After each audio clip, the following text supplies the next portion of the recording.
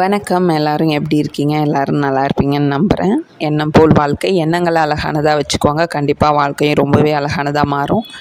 எதுக்காக இன்றைக்கி இந்த பதிவு அப்படின்னு கேட்டிங்கன்னா, கிராம பஞ்சாயத்தில் நிறைய வேலை வாய்ப்புகள் இருக்குது. அது சம்மந்தமாக நான் ஆல்ரெடி வீடியோஸ் நம்ம சேனலில் போஸ்ட் பண்ணியிருக்கேன். இருந்தாலும் அதிலேருந்து ஒரு சிஸ்டர் கேட்டிருந்தது என்னென்னா, அந்த மோட்டிவேட்டர் ஜாபை பற்றி கேட்டிருந்தாங்க. அதை பற்றின ஒரு விரிவாக்கம் கொடுத்துருவோம் அப்படிங்கிறதுக்காக தான் அந்த பதிவு. நகர பஞ்சாயத்து, கிராம பஞ்சாயத்து. நகர பஞ்சாயத்தில் எப்படிங்கிறது எனக்கு சரிவர தெரியல. நான் இப்போ பேச போகிறது கிராம பஞ்சாயத்து. ஏன்னா நான் அந்த ஜாப்பில் இருக்கேன் அப்படிங்கிறதால எனக்கு அதை பற்றின டீட்டெயில்ஸ் தெரியும். அதை மட்டும் உங்கள் கூட ஷேர் பண்ணிக்கலாம் அப்படிங்கிறதுக்காக தான் அந்த பதிவு. கிராம பஞ்சாயத்தில் மோட்டிவேட்டர், அதாவது சுகாதார ஊக்குனர், தூய்மை காவலர்கள் இருக்காங்க இல்லையா, அவங்க சரிவர அவங்களோட பணியை மேற்கொள்கிறாங்களா அப்படிங்கிறத கண்காணிக்கிறதுக்கு பேர் தான் மோட்டிவேட்டர். அதாவது அவங்கள மோட்டிவேட் பண்ணுறது, கரெக்டாக இந்த டைமில் இந்த இடத்துல உள்ள குப்பைகளை அப்புறப்படுத்தணும், களப்பணி மேற்கொள்ளணும். அவங்க டெய்லி குப்பை எடுக்கிறாங்களா, தினசரி அதை மக்கும் குப்பை மக்காத குப்பைன்னு பிரித்து வாங்குகிறாங்களா அப்படிங்கிறத கண்காணிக்கிறது நம்மளோட வேலை. அதுக்கு பேர் தான் மோட்டிவேட்டர். மோட்டிவேட் பண்ணுறது சுகாதார ஊக்குனர், ஊக்குவிக்கிறது, அவங்கள ஊக்குவிப்பாளர் அப்படின்னு சொல்லிட்டு சொல்லுவாங்க. இவங்களோட சேலரி அப்படிங்கிறது கிட்டத்தட்ட நான் இதில் வந்துட்டு ஒரு 5 வருட காலம், ஆமாம் 5 வருடம் முடிய போகுது இருக்கிறேன்.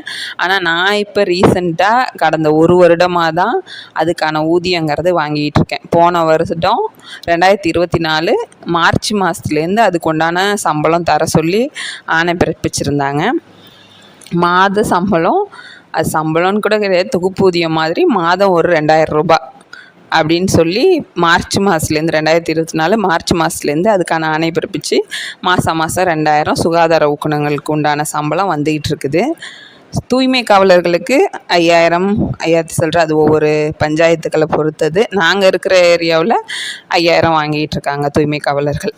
ஏன்னா சேல்ரி டீட்டெயில்ஸும் அவங்க கேட்டிருந்தாங்க. அதுக்காக தான் சேல்ரியோடு நான் ஃபுல் டீட்டெயிலாக சொல்கிறேன், திரும்ப சந்தேகங்கள் எதுவும் வரக்கூடாது அப்படிங்கிறதுக்காக. இது வந்துட்டு எப்படி இதுக்கு தேர்வு பண்ணுறாங்க ஆட்களை அப்படின்னு கேட்டிங்கன்னா, உங்கள் யூனியனில் கேட்டு பார்த்தீங்கன்னா தெரியும். உங்கள் ஊரில் இதுக்கான ஆட்கள் இல்லை, மோட்டிவேட்டர் யாரும் இல்லை அப்படிங்கிற பட்சத்தில் தூய்மை காவலர்கள்ட்ட நீங்கள் கேட்கலாம். தூய்மை காவலரை தாண்டி பஞ்சாயத்தில்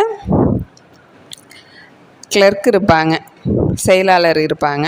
அவங்கள்ட்ட போயிட்டு இது மாதிரி நான் இந்த பணிக்கு வர விரும்புகிறேன், நான் யாரை பார்க்கணும் அப்படின்னு கேட்டிங்கன்னா அவங்களே வந்துட்டு சொல்லுவாங்க.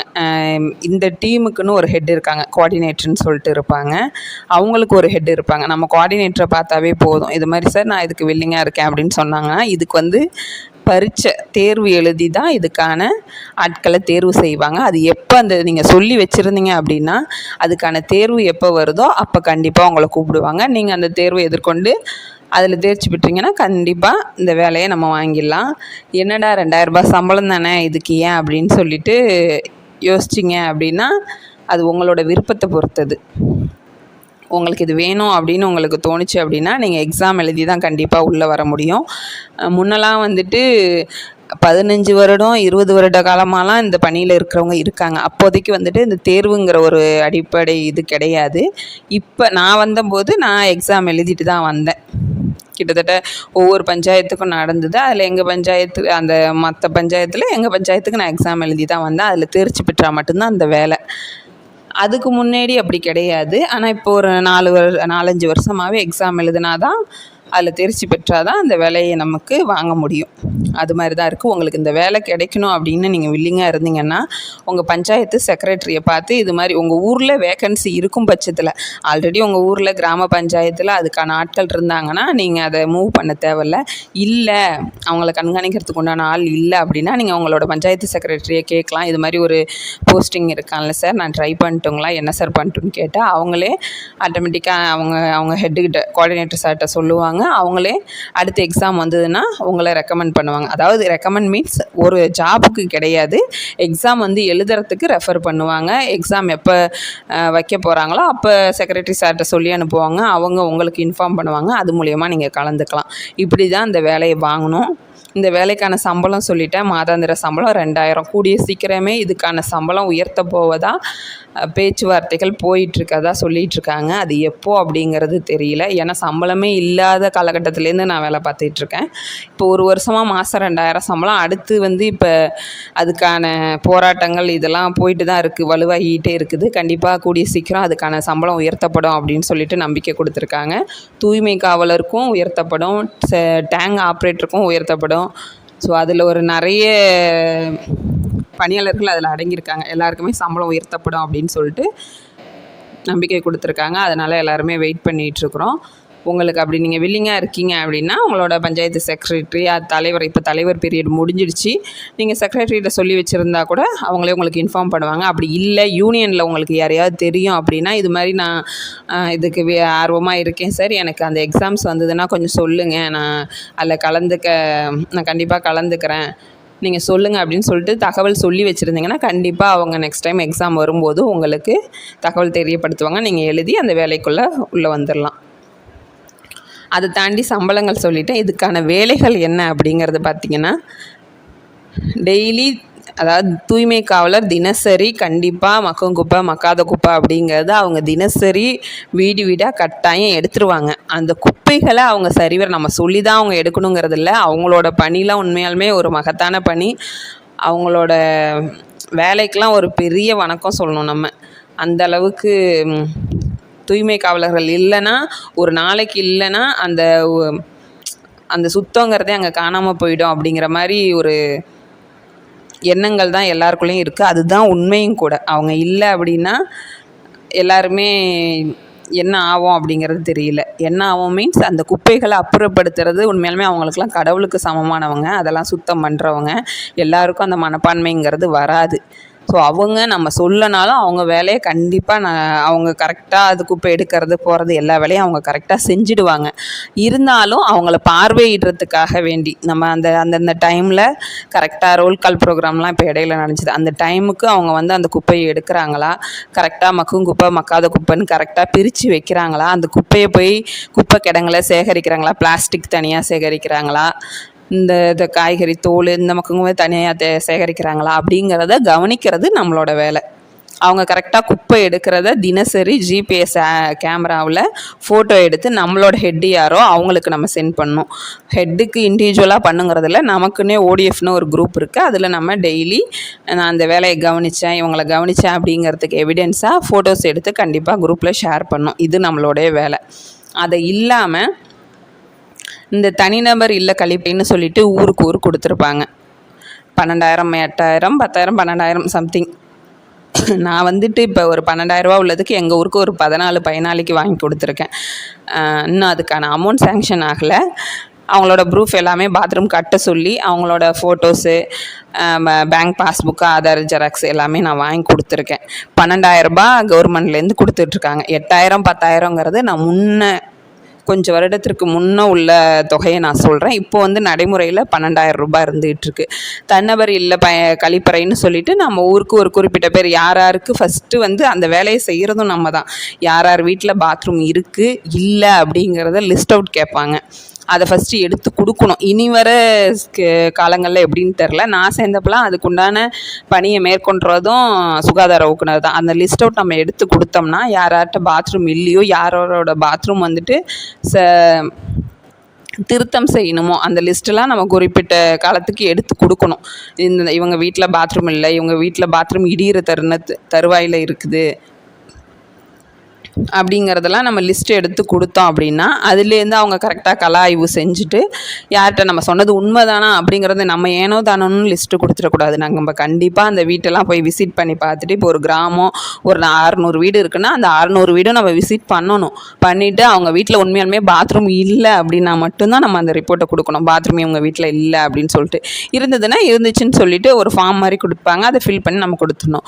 அதுலேருந்து கல ஆய்வு செஞ்சுட்டு இல்லாத பயனாளியோட லிஸ்ட்டு ஐடி கிரியேட் பண்ணுறதுக்காக அவங்களோட பாஸ்புக்கு இண்டிவிஜுவலாக அவங்களோட ஆதார் நமக்கு அந்தந்த நேமுக்கு உள்ளதை வாங்கி ஃபோட்டோ எடுத்து அனுப்ப சொல்லுவாங்க. நம்ம அவங்கள்ட்டேருந்து வாங்கி அனுப்புகிறோன்னா ஐடி ஃபஸ்ட்டு க்ரியேட் பண்ணுவாங்க. அந்த ஐடி க்ரியேட் பண்ணதுக்கப்புறம் அவங்களுக்கு ஏஎஸ் ஆனதுக்கப்புறம் பாத்ரூம் கட்ட சொல்லிவிடுவாங்க. அவங்க நம்ம அந்த லிஸ்ட்டு கொடுத்துருக்க பயனாளியை நம்ம பாத்ரூம் கட்டுங்க அப்படின்னு சொல்லிட்டு வலியுறுத்தணும். இது மாதிரி உங்களுக்கு பாத்ரூம் வந்திருக்கு, நீங்கள் கட்டுங்க, அதுக்குண்டான அமௌண்ட் ஃபஸ்ட்டு அவங்க அமௌண்ட் போட்டு தான் பாத்ரூம் கட்டிக்கணும். முன்னெல்லாம் வந்துட்டு அவங்களே கட்டி கொடுத்துட்டு இருந்தாங்க.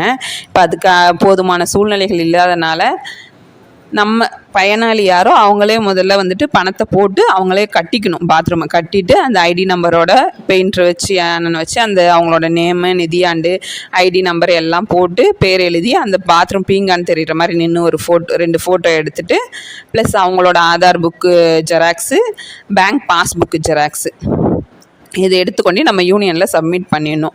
இப்படி எத்தனை பயனாளி கொடுத்துருக்காங்களோ அத்தனை பயனாளிக்கும் வாங்கி கொண்டு கொடுக்கணும். அவங்களுக்கு கவர்மெண்ட்லேருந்து 12,000 ரூபா அமௌண்ட் அலோகேட் பண்ணுவாங்க. அவங்க செலவு பண்ண காசுக்கு கவர்மெண்ட் பணம் கொடுத்துரும். இது நம்மளுடைய வேலை. இதை தாண்டி இப்போ ரோல் கால்னு ஒரு ப்ரோக்ராம் நடந்தது. அதாவது 7 மணிக்கெலாம் தூய்மை காவலர் 8 மணிக்கு வந்துட்டு அவங்களோட பணியை மேற்கொள்வாங்க. ஆனால் 7 மணிக்கே வரணும், அதை ஒரு பழக்கமாக கொண்டு வரணும் அப்படிங்கிறதுக்காக தூய்மை காவலர்லாம் காலைல 7 மணிக்கெலாம் வந்து குப்பை எடுக்கிறாங்களா அப்படிங்கிறத நம்ம பார்க்கணும், கவனிக்கணும். அதுக்கு தான் ரோல் கால் ப்ரோக்ராம்னு ஒன்று இப்போ ஸ்டார்ட் பண்ணி 1 மாதம் கிட்ட ஓடிட்டு இருந்தது. இப்போ ஆட்டோமேட்டிக்காக இப்போலாம் வந்துட்டு எங்கள் ஊரில் பார்த்திங்கன்னா கரெக்டாக 7 மணிக்கெலாம் வந்துடுறாங்க. அது கொஞ்ச நாள் ஆரம்பித்து விட்டுட்டோன்னா அந்த பழக்கத்துக்கு வரணும் அப்படிங்கிறதுக்காக தான் அந்த ப்ரோக்ராமே ஸ்டார்ட் பண்ணாங்க. அதேமாதிரி காலைல 7 மணிக்கெலாம் வர்றாங்க, வந்து குப்பை எடுக்கிறதெல்லாம் நம்ம போய் பார்வையிடணும். காலைல 7 மணிக்கு வர்றத ஒரு ஃபோட்டோ, இடையில குப்பை வாங்கிட்டு இருக்கிறத ஒரு ஃபோட்டோ, குப்பை கிடங்குல போய் தனியாக தரம் பிரித்து வைக்கிறத ஒரு ஃபோட்டோ, இதெல்லாம் வந்துட்டு கவனிக்க வேண்டியது நம்மளோட வேலை. இதை தாண்டி மாதத்தில் மீட்டிங் போடுவாங்க, அதை அட்டன் பண்ணணும்.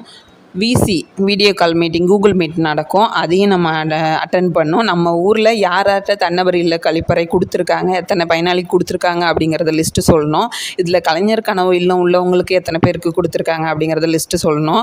ஏதாவது தூய்மை காவலர்களுக்கு ஏதாவது குறைகள் இருந்தது அப்படின்னா அதையும் நம்ம தான் முன் வந்து சொல்லணும். அந்த குப்பை எடுக்கிற வண்டியில் ஏதாவது பிரச்சனை அப்படின்னா அதை கட்டாயம் தெரியப்படுத்தணும். ஏதாவது பொருட்கள் இல்லை அப்படிங்கிற பட்சத்தில் அதை நம்ம பஞ்சாயத்தில் சொல்லியே ஃபஸ்ட்டு வாங்கிக்கலாம்.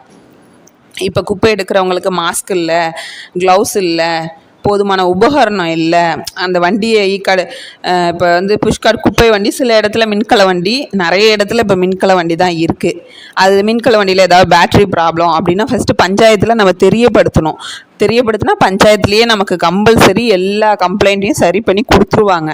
அப்படி சரி பண்ணி கொடுக்க முடியாமல் எந்த பஞ்சாயத்தும் கிடையாது, எல்லா பஞ்சாயத்தும் கொடுத்துருவாங்க. அதுலேயும் ஒரு சில பேர் சரி பண்ணி கொடுக்கல அப்படின்னா நம்மளோட ஹெட்டுக்கிட்ட அந்த விஷயத்தை கொண்டு போகணும். இது மாதிரி பிரச்சனையாக இருக்குது, அதனால் அவங்களால குப்பை எடுக்க முடியல, சிரமப்படுறாங்க அப்படிங்கிற விஷயத்த நம்ம சொல்லணும். அதான் டாப் டு பாட்டம் நம்ம தூய்மை காவலருக்கு என்னென்ன தேவையோ அதை நம்ம ரெடி பண்ணி கொடுத்துடணும். குப்பை எடுக்கிறதுக்கு அவங்களுக்கு எந்த சிரமமும் இல்லாத அளவுக்கு நம்ம பார்த்துக்கணும். அது சுகாதார ஊக்குனரோட கடமை. இந்த திங்ஸ் இல்லை அப்படின்னா நம்ம பஞ்சாயத்துக்கு தெரியப்படுத்தணும், அவங்களையும் சொல்லி அதை நம்ம அரேஞ்ச்மெண்ட் பண்ணி கொடுத்துடணும். அவங்க கரெக்டாக குப்பை எடுக்கிறாங்களான்னு பார்க்கணும். இதெல்லாம் வந்துட்டு நம்மளோட கட்டாயம் நம்ம செய்ய வேண்டிய பணி. இதை தாண்டி எப்பப்போ ப்ரோக்ராம் சில டைம் தூய்மை இந்தியான்னு சொல்லிட்டுலாம் இடையில ப்ரோக்ராம் வச்சுருந்தாங்க. குப்பையே இல்லாத இதாக உருவாக்கணும் அப்படிங்கிறதுக்காக அந்த 1 மாதம் 2 மாதம் மட்டும் இல்லாமல் நம்ம எல்லா நாளுமே வேலை பார்க்கணும். ப்ளஸ் பர்டிகுலராக ஒரு ப்ரோக்ராம் ஸ்டார்ட் பண்ணும்போது அதுக்கான எஃபர்ட் நம்ம நிறையா போட்டு அதில் கண்காணிப்பு அதிகம் செலுத்தணும். இதெல்லாம் தாண்டி மாதம் அதாவது மாதம் மீன்ஸ் ஒரு நாளைக்கு அவங்க வேலை செய்கிறாங்க அப்படின்னா என்ன மாதிரி இப்போ 100 நாள் வேலைக்கு பார்த்தீங்கன்னா என்எம்ஆர் இருக்கும் இல்லையா, அது மாதிரி தூய்மை காவலர்களுக்கு கம்பல்சரி என்எம்ஆரில் சைன் வாங்கிக்கிறோம். இன்னைய நாள் இவங்க வேலை செஞ்சாங்க, இத்தனை கிலோ குப்பை எடுத்தாங்க, அதில் மக்கும் குப்பை இவ்வளோ, மக்காத குப்பை இவ்வளோ அப்படிங்கிறத நம்ம அதில் மென்ஷன் பண்ணி அவங்கள்ட்ட சைன் வாங்கிடணும். நம்மளோட சுகாதார ஊக்குனர் நம்மளோட சைன் அதில் இருக்கணும். அது மாதிரி மாதத்துக்கு 30 நாள் அவங்க வேலை செஞ்சாங்கன்னா 30 நாளுமே அந்த என்எம்ஆர் ஷீட்டில் கையெழுத்து வாங்கி அவங்க எத்தனை கிலோ குப்பை எடுத்திருக்காங்க, மக்கும் குப்பை எவ்வளோ, மக்காத குப்பை எவ்வளோ, நம்மளோட சைனு எல்லாத்தையும் போட்டு ஃபைனல் நாளில் கடைசி நாளில் வந்து பார்த்திங்கன்னா மொத்த குப்பையோட அளவை கவுண்ட் பண்ணி கூட்டி போடணும். அதில் மக்குற குப்பை எவ்வளோ, மக்காத குப்பை எவ்வளோ அப்படிங்கிறத அதை கரெக்டாக மென்ஷன் பண்ணணும். அதில் மறுசுழற்சி செய்யக்கூடியது, மறுசுழற்சி செஞ்சு நம்ம பயன்படுத்தக்கூடிய குப்பை எவ்வளோ, பயன்படுத்த முடியாத குப்பை எவ்வளோ அப்படிங்கிறத அதில் மென்ஷன் பண்ணி பஞ்சாயத்து தலைவர், இப்போ தலைவர் பீரியட் இல்லைங்கிறதால உங்களோட பஞ்சாயத்து செக்ரட்டரி கிட்ட சைன் வாங்கி கொடுத்துடலாம். பஞ்சாயத்து தலைவர் இருக்கும்போது பஞ்சாயத்து தலைவர்கிட்ட சைன் வாங்கி கொண்டு போய் யூனியனில் ஒப்படைக்கணும். உங்கள் ஊராட்சிக்குன்னு ஒன்றியம் இருக்கும் இல்லையா, அங்கே போய் ஒப்படைச்சி கொடுத்துட்டு வரணும். அதை தாண்டி டூர் டைரின்னு ஒன்று எழுதணும். இந்தந்த நாளில் நான் வேலை செஞ்சேன், இப்போ திங்கக்கிழமைன்னா நான் போய் தூய்மை காவலர்கள் சரியான முறையில் குப்பைகளை வீடு வீடாக சென்று தரம் பிரித்து எடுக்கிறார்களா என்பதை கவனித்தேன். ஊட்டச்சத்து பற்றிய விழிப்புணர்வை மக்களிடையே ஏற்படுத்தினேன். ஊட்டச்சத்து எங்கே வருது அப்படின்னா சுகாதாரம், சுத்தம் இந்த லிஸ்ட்டில் வரும். ஊட்டச்சத்துக்கும் இதுக்கும் என்னமா சம்மந்தம் இருக்குது அப்படின்னு சொல்லிட்டு நினைக்க வேணாம். சுத்தம், சுகாதாரம் இந்த 2 இதில் ஊட்டச்சத்தும் வரும். ஹெல்த்தியான சுத்தமாக இருந்தால் மட்டும்தான் நம்ம சரியான உணவு முறையை நம்ம எடுத்துக்க முடியும். நம்மளோட வாழ்வாதாரம் சீரக்கும். சுத்தமின்மை இல்லாத போது கண்டிப்பாக அனைத்து விதமான உடல் சார்ந்த பிரச்சனைகளும் வரும். அப்படிங்கிறதால நம்ம அந்த ஊட்டச்சத்து அது சம்மந்தமான விழிப்புணர்வையும் மக்கள்கிட்ட ஏற்படுத்தணும். அங்கன்வாடி குழந்தைங்கள்ட்ட ஏற்படுத்தணும். தொடக்கப்பள்ளி குழந்தைங்கள்ட்ட இதெல்லாம் வந்துட்டு அப்பப்போ உங்களால் முடிகிற டைமில் உங்களுக்கு டைம் கிடைக்கும்போது கண்டிப்பாக குழந்தைங்களுக்கு இதை பற்றின விழிப்புணர்வு கொடுக்கணும். அதுவும் ஒரு மோட்டிவேட்டரோட கடமை. ஸோ இதெல்லாம் நம்ம செய்யணும். நாட்குறிப்பில் என்னென்ன வேலை செஞ்சேன் அப்படிங்கிறத எழுதி மாத கடைசியில் கொண்டு போய் யூனியனில் என்ன மாதிரியும் அந்த 2 டைரியும் ஒப்படைக்கணும். டெய்லி தூய்மை காவலர் வேலை செய்கிறத கண்காணிக்கணும். இடையில ஏதாவது ப்ரோக்ராம் போட்டாங்கன்னா அதை அட்டன் பண்ணி அந்த வேலையை சிறப்பாக முடிக்கணும். மீட்டிங் போட்டாங்கன்னா அதை போய் அட்டன் பண்ணணும். வீடியோ கால் கூகுள் மீட் அப்பப்போ நடக்கிறதுல கலந்துக்கணும். தன்னபரி இல்ல கழிப்பறைக்கு என்ன ப்ரூஃப் கேட்குறாங்களோ வாங்கி கொடுக்கணும். கட்டாதவங்கள கட்ட சொல்லி அவங்களுக்கு உண்டான ப்ரூஃப் எல்லாத்தையும் அங்கே ஒன்றியத்தில் ஒப்படைக்கணும். தூய்மை காவலர்களுக்கு என்னென்ன பொருள் தேவையோ எந்தவித குறைபாடும் இல்லாமல் அவங்களுக்கு என்ன தேவைங்கிறத அப்பப்போ சொல்லி அவங்களுக்கு தேவையான பொருட்களை வாங்கி கொடுத்தோன்னா அவங்க வேலை செய்கிறதுக்கு சிரமப்படுற மாதிரி எந்த சூழ்நிலையும் நம்ம உருவாக்கக்கூடாது. இது எல்லாமே ஒரு சுகாதார ஊக்குனரோட கட்டாயம் செய்யக்கூடிய வேலைகள். இதெல்லாம் என்னங்க இவ்வளோ வேலை இருக்கா அப்படின்னு சொல்லிட்டு தயவு செஞ்சு நினைக்க வேணாம். இதெல்லாம் நான் சொல்கிறது கூட பெருசாக அவங்களுக்கு தெரியல. நீங்கள் அதில் உள்ளே இறங்கிட்டீங்க அப்படின்னா ஒன்ஸ் ஒரு டைம் நீங்கள் பர்ஃபெக்டாக எல்லாத்தையும் மெயின்டெனன்ஸ் பண்ணிட்டீங்க, ஒரு நோட்டு போட்டு அதில் இந்த பயனாளி இது சொல்லிவிட்டு ஒரு நோட்டு போட்டு நீங்கள் எழுதிட்டீங்க அப்படின்னா அடுத்தடுத்து நீங்கள் பார்க்குறதுக்கு ரொம்பவே அது உங்களுக்கு ஒரு ரொட்டீனாக மாறிடும். டெய்லி போய் 2000 ரூபா சம்பளத்துக்கு ஃபோட்டோ எடுக்கணுமா அப்படின்னு ஃபஸ்ட்டு அப்படி தான் நினைக்க தோணும். ஆனால் நீங்கள் அதில் இறங்கிட்டீங்க அப்படின்னா அது வந்துட்டு சம்பளம் அப்படிங்கிறதெல்லாம் தாண்டி அது உங்களுக்கே பழகிடும். இன்றைக்கி போய் ஃபோட்டோ எடுத்தால் ஆகணும், எடுக்கலைன்னா அது உங்களுக்கே ஏதோ ஒரு வேலையை மிஸ் பண்ண மாதிரி ஒரு அங்கமாக உங்களுக்கு உங்கள் வாழ்க்கையில் அது ஒரு அங்கமாக மாறிடும். அதனால் அது ஒரு பெரிய விஷயமாகவே இருக்காது. அதே மாதிரி இன்னொரு விஷயம் சொல்ல மறந்துட்டேன். டெய்லி குப்பை எடுக்கிறாங்க இல்லையா, அவங்க குப்பை எடுக்கிறது உண்மைதானா அப்படிங்கிறத அவங்களுக்கு ஒரு ஷீட் கொடுப்பாங்க ஒன்றியத்தில் நம்ம மூலியமாக கொடுக்க சொல்லி. அந்த ஷீட்டில் தெருவோட பேர், அவங்க வீட்டோட பேர், அவங்களோட டோர் நம்பர் எழுதி அவங்க எந்தெந்த வீட்டில் குப்பை எடுக்கிறாங்களோ அவங்கள்ட்ட தூய்மை காவலர் சைன் வாங்கணும். அந்த ஷீட்டையும் நம்ம யூனியனில் ஒப்படைக்கணும். அவங்க எப்போ கேட்குறாங்களோ அப்போ கொண்டு போய் ஒப்படைக்கணும். இதெல்லாம் பார்க்க வேண்டியது தான் ஒரு சுகாதார ஊக்குனரோட வேலை. உங்களுக்கு இந்த வேலை பற்றின எல்லா தகவல்களையும் நான் ஷேர் பண்ணிட்டேன். உங்களுக்கு இந்த வேலையில் வில்லிங் இருக்குது அப்படின்னா உங்களோட பஞ்சாயத்து செக்ரட்டரிகிட்ட கேளுங்க. இல்லை உங்களுக்கு உங்களோட ஒன்றியத்தில் தெரிஞ்சவங்க யாராவது இருந்தாங்க அப்படின்னா அவங்கள்ட்ட கேட்டு கண்டிப்பாக மூவ் பண்ணி வேலையில் சேர்கிறதுக்கு உண்டான ஆர்வம் உங்களுக்கு இருந்ததுன்னா கட்டாயம் அதில் நீங்கள் சேர்ந்து பயன்பெறலாம். வேலை அதிகம் அப்படின்னு நினைக்கவே வேணாம். பழகிட்டீங்க அப்படின்னாவே உங்களுக்கு ஃபஸ்ட்டு நான் சொல்லும்போது கூட இதெல்லாம் பெருசாக தெரியலாம். பழகிட்டீங்க அப்படின்னா இது ஒரு வேலையாகவே தெரியாது. காலை நேரத்தில் தான், ஏன்னா நம்ம ஃபுல் டே பண்ண போகிறது கிடையாது. காலை நேரத்தில் ஒரு 1 மணி நேரத்துலேருந்து ஒரு 2 மணி நேரத்தில், சின்ன பஞ்சாயத்துனா 2 மணி நேரத்துக்குள்ளே குப்பை எடுத்துருவாங்க. பெரிய பஞ்சாயத்துனா ஒரு 3 மணி நேரம் 3.5 மணி நேரம் போகலாம். அந்த டைமிங்கில் மட்டும்தான். எப்படி இருந்தாலும் ஒரு 10 மணி 11 மணிக்குள்ளேயே எல்லா வேலையும் முடிஞ்சிடும். அந்த டைமுக்குள்ளே நம்ம கவனிச்சுட்டு அடுத்தடுத்து நம்ம வேலையை நம்ம பார்க்க போகலாம். ஸோ அதனால் இதில் ஃபுல் மெனக்கடல் ஒரு நாள் ஃபுல்லாக நீங்கள் உங்களோட நேரத்தை செலவிட்டு வேலை பார்க்கணும் அப்படிங்கிறது கிடையாது.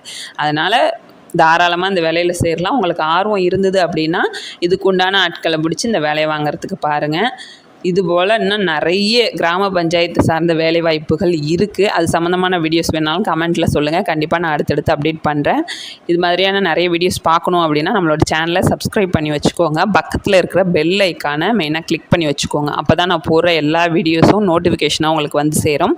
அடுத்தடுத்து கிராம பஞ்சாயத்தில் உள்ள CRP, CST, PLF, so VPRC செயலாளர், பொருளாளர், இந்த மாதிரியான நிறைய வேலைவாய்ப்புகள் இருக்குது. அது நிறைய பேருக்கு தெரியாமலே இருக்குது. தெரிஞ்சவங்க பயன்படுத்திக்கலாமே அப்படிங்கிறதுக்காக தான் அந்த பதிவு. வீடியோ பிடிச்சிருந்தா கண்டிப்பாக லைக் பண்ணுங்கள்.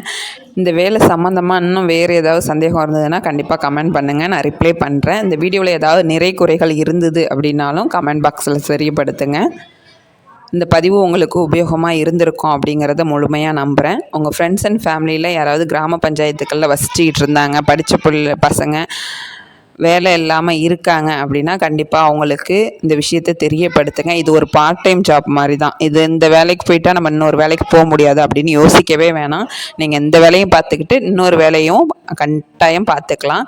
அதனால் இதில் ஏன் போய்கிட்டு சம்பளம் குறைவாக இருக்குது அப்படின்லாம் நினைக்க வேணாம். வல்லவனுக்கு புல்லும் ஆயுதம். ஒரு சிறு துரும்பு கிடைச்சா போதும், அடுத்தடுத்து நம்மளோட வளர்ச்சியை நம்மளே அதிகப்படுத்திக்கலாம். மீண்டும் ஒரு அடுத்த தகவலுடன் உங்களுடன் நான். நன்றி, வணக்கம்.